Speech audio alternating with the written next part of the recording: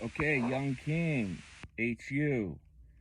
All right, so we're gonna break this down in a three-part.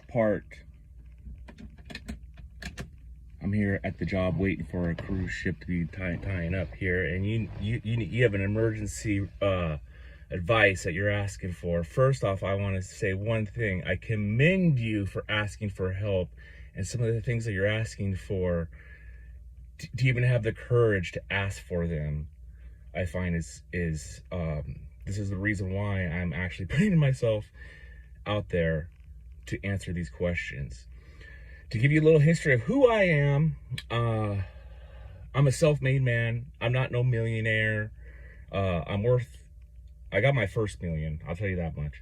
But I will tell you this, that I didn't get here from just daddy's money or none of that, okay? And I'm a labor consultant for the longshoremen, outside agents. So that means that these men come to me when I am their last answer. Their job is on the line. The representatives won't help them. And I have a guy who's been doing it for 30 years. So I actually have someone to fall back on if I don't have the answer. Okay, so I help a lot. I help a lot of people. You know what I mean? But let's talk about you. All right, you're 17. Okay, so this is gonna be one of the hardest advice I've ever given. I've never given advice to someone that's a teenager. Well, I take that back. My granddaughter's a teenager, and I try to give advice to her. But this is going beyond, because you're actually asking for the help where I was trying. Okay, so let's deal with the first subjects here. You're trying to get in a relationship, and you're dealing with you said pornography and wealth creation. So those are the three things we're going to break down. Okay, first of all, let's break down your age. You said you live in Romania, and so we want to create an image, a style for you. Okay, you can do this with no money. Not no money, I should say. Yeah, with no money. I'm saying like without a car, taking the bus, stuff like that. So I'll try to do it real quick, keep the video down. So getting online and trying to do it with all your phone is going to be extremely, your odds are against you, because there's so many men out there, and these women are just flooded with attention, likes, all that stuff. Okay, if you lived in the 80s or the 90s, it'd be a lot easier. Okay, because they'd have to go to the bar, or they'd have to go hang out, and they want the male attention, like at those places. They're not going to get validation like they do now online. So let's start this off. There's a lot to cover here. Okay, I had this in my browser history, that the best way to do this is to get a male network of friends. So you being 17, you're not going to have like a fatherly figure. I'm also letting you know that how I'm talking to you, as if your father was watching this and he would say, good job, that's my son, you're taking care of my son. So just keep that in mind, that I'm talking to you almost like a father figure, as if you're my stepson, because it's important that you do not. And also, I'm a strong Christian missionary, and we're gonna cover the spirit. You're being spiritually robbed for pornography at the end. And there's certain things I won't be able to say here for certain reasons of the ban hammer, blah blah blah blah blah. So let's get back to having a male network. You need to have a male network of friends. You can do this without a male network of friends, and how we can do this is through a checkoff list. And you can actually apply this of getting shit done when you're in your job, or trying to make money with HU, okay? So if you use the website meetup.com, I don't know how that works out in Romania, but meetup.com's everywhere. I've been to Sweden, I've been to Norway, I've been to Germany, I've been everywhere, all over the world, okay? on vacation, so I know that that meetup does have these things. Okay, I'll give you an example. When I was in Germany, Norway, Sweden, I would get up on the meetup.com.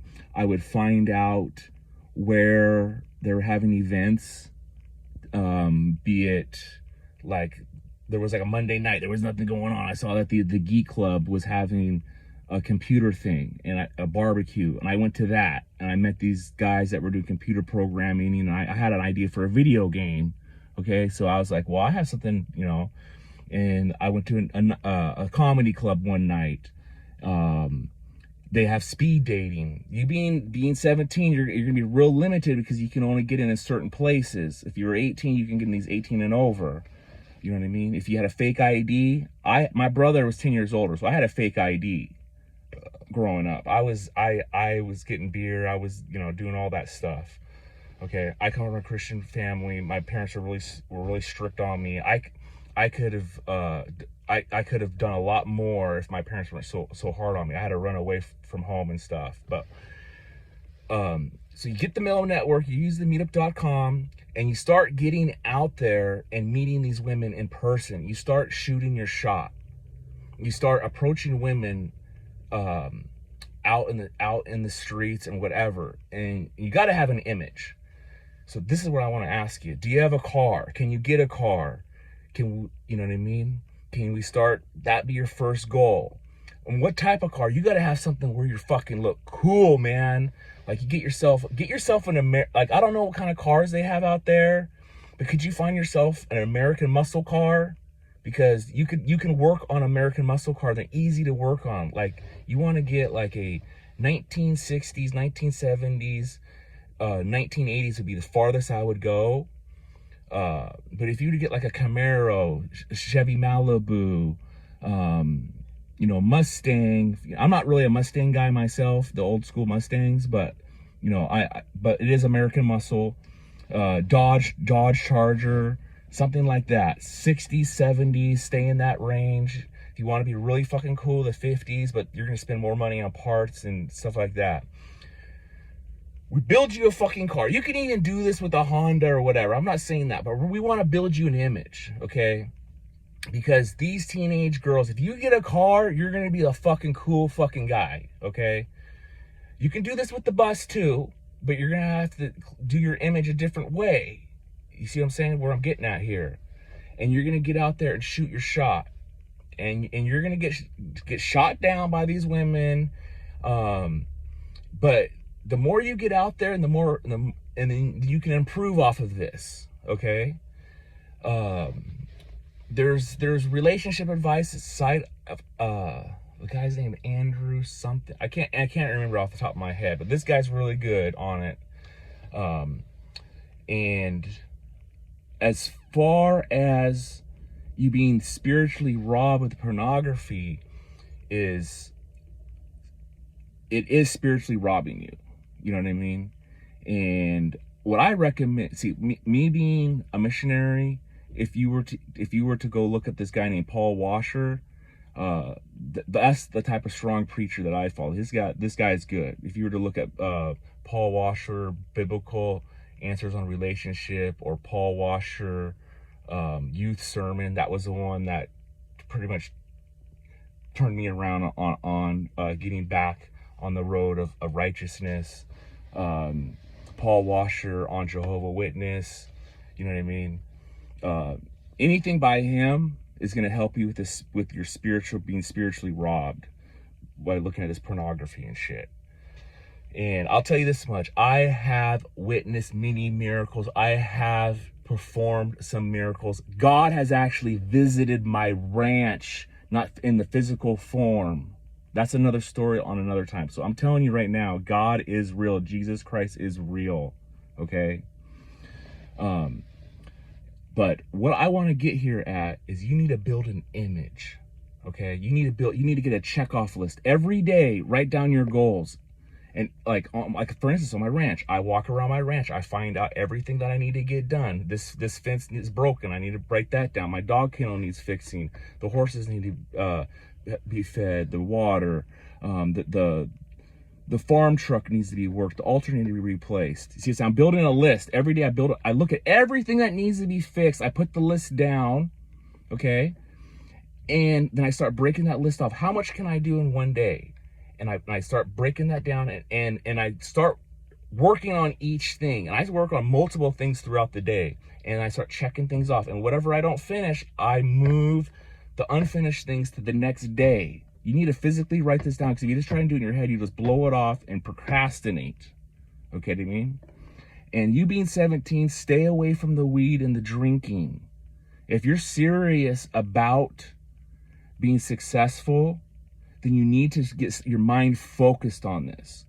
You know what I mean? If you wanna maybe party a little bit with the chick or whatever, that's one thing, okay?